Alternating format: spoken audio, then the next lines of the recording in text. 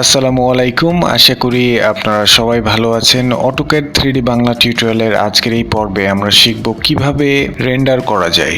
বিভিন্ন কমান্ড ব্যবহার করে আমরা একটা 3D অবজেক্ট ড্র করি, তারপরে সেটাতে আমরা ম্যাটেরিয়াল অ্যাড করি। এরপরে আমাদের কাজ হচ্ছে সেটাকে রেন্ডার করে ফাইনাল একটা ইমেজ আমাদেরকে বের করে নিয়ে আসা। রেন্ডার করার পূর্বে তেমন কোনো কাজ নেই, তবে কিছু সেটিংস করা লাগে, যেমন ধরুন যে লাইটিংটা সেট করা লাগে। তারপরে আপনি যে স্টিল ইমেজটা পেতে যাচ্ছেন সেটা কোন অ্যাঙ্গেল থেকে, কোন ভিউ থেকে আপনি পেতে যাচ্ছেন সেটা আপনাকে অবশ্যই সেট করে দিতে হবে, এবং ব্যাকগ্রাউন্ডে আপনি কোনো কালার কিংবা কোনো ইমেজ সেট করতে পারেন। রেন্ডার করার জন্য সাধারণত ভিজুয়ালাইজ ট্যাবটি ব্যবহার করা হয়ে থাকে, তবে আমি যে ভার্সনটি ব্যবহার করছি সেখানে ভিজুয়ালাইজ ট্যাবটি নেই। আমার এই ভার্সনে রেন্ডার নামেই একটি ট্যাব রয়েছে, এই জন্য আমি চলে গেলাম আমাদের রেন্ডার ট্যাবে। আমি এখানে ক্লিক করলেই রেন্ডার করার জন্য প্রয়োজনীয় অপশনগুলো আমি পেয়ে যাব আমার এই রিবনে। লাইট ছাড়া কোনো কিছুই দেখা যায় না। দুইভাবে আমরা লাইট পেতে পারি, সেটা হচ্ছে সান, এবং আরেকটা হচ্ছে আর্টিফিশিয়াল ভাবে আমরা লাইট তৈরি করতে পারি। এইখানে রয়েছে সান স্ট্যাটাস। আপনি এই অপশনে ক্লিক করলে আপনার সেই ড্রয়িংটার উপরে রোদের আলো পড়বে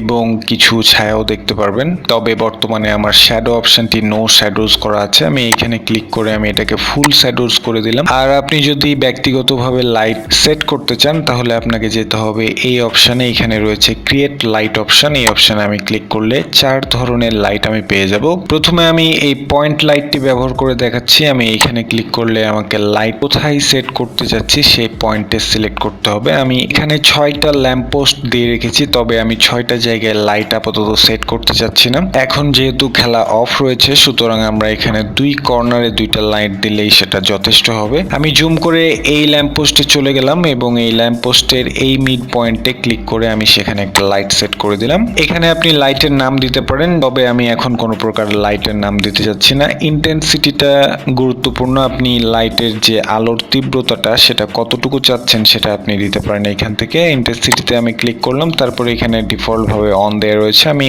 অন দিয়ে এন্টার প্রেস করলাম। তারপরে এখানে রয়েছে স্ট্যাটাস। আমি এই স্ট্যাটাস অপশনে ক্লিক করলে 2টা অপশন আসছে, একটা হচ্ছে অন এবং আরেকটি অফ। আমি অবশ্যই লাইটটা অন করে রাখবো, আমি অন করে রাখলাম। এরপরে অপশনটি হচ্ছে শ্যাডো। এখানে আপনি কি ধরনের শ্যাডো চাচ্ছেন সেটা দিতে পারেন। আমি এখানে শার্প শ্যাডো দিয়ে দিলাম, তারপরে আমি এক্সিট করে দিলাম। তাহলেই আমার লাইট একটা ল্যাম্প পোস্টে সেট করা হয়ে যাবে এবং দেখে বোঝা যাচ্ছে যে এখানে এক ধরনের আলোর ছটা পড়ছে। ঠিক একইভাবে আমরা এই কর্নারের এই ল্যাম্প পোস্টে একটি লাইট সেট করব।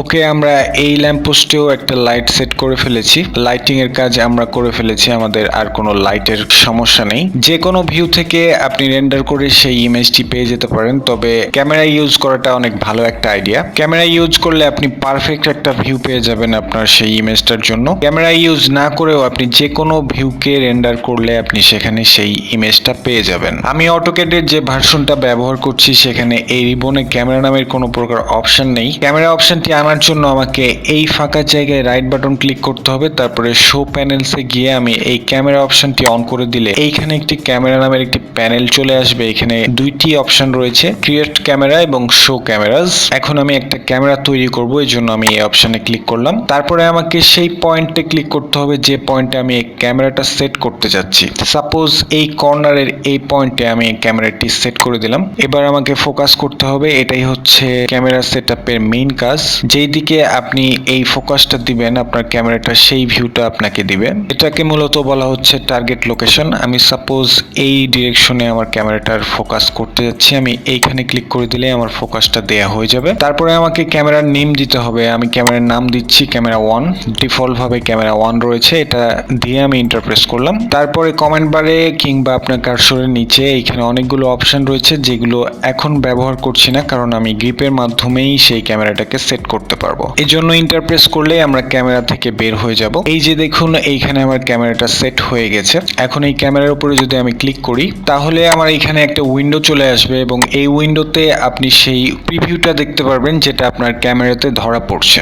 এই উইন্ডোতে বর্তমানে আমার ইমেজটা অতটা ক্লিয়ার না, কারণ হচ্ছে ভিজুয়াল স্টাইলটা রয়েছে ওয়ার ফ্রেম, এটাকে আমি করে নিলাম রিয়েলিস্টিক ভিজুয়াল স্টাইল। তাহলে আমার মেইন ইমেজটা যেরকম থাকবে সেরকমই দেখাবে আমার এই উইন্ডোতে।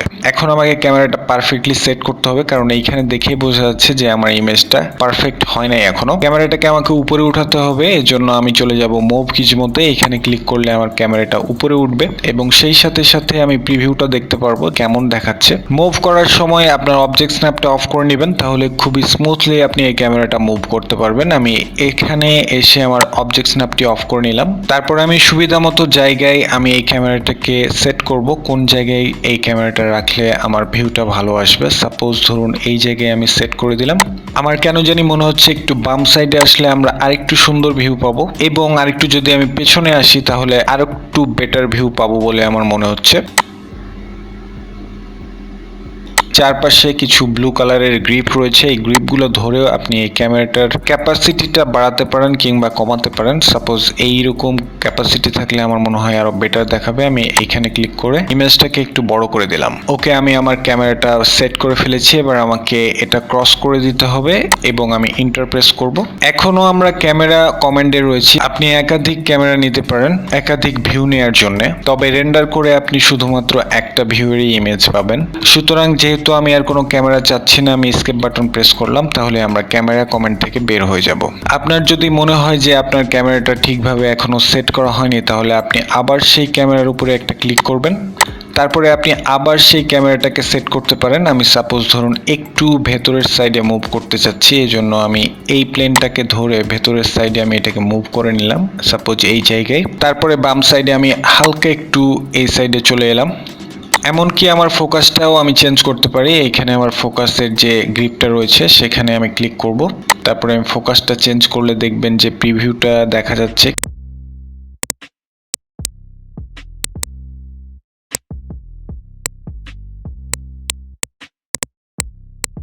ওকে, আমি আমার ক্যামেরাটা পারফেক্টলি সেট করে ফেলেছি বলে আমার মনে হচ্ছে। এখন রেন্ডার করার পালা, আমার আর কোনো কাজ বাকি নেই। সুতরাং আমি চলে যাব রেন্ডার প্যানেলে। এখানে রেন্ডার কোয়ালিটি রয়েছে, আপনি এই অপশনে ক্লিক করলে কয়েকটা কোয়ালিটি দেখতে পারবেন। যত ভালো কোয়ালিটির রেন্ডার আপনি এখানে করবেন, আপনার ইমেজের কোয়ালিটিটা তত ভালো হবে, এবং যত হাই কোয়ালিটির রেন্ডার আপনি করবেন আপনার টাইমটা তত বেশি লাগবে রেন্ডার করতে।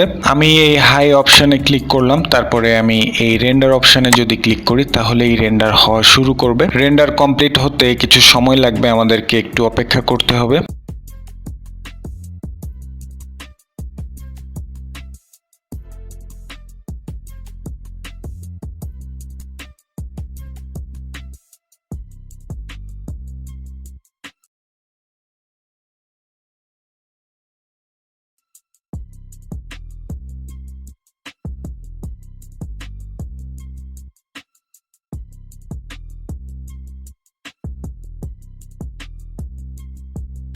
ওকে, আমাদের রেন্ডার কমপ্লিট এবং আমরা আমাদের ইমেজটা পেয়ে গেছি। এখন আমাদের কাজ হচ্ছে এই ইমেজটাকে সেভ করার জন্য আমাকে আসতে হবে ফাইল অপশানে, এখানে ক্লিক করব, তারপরে সেভ অপশানে ক্লিক করব।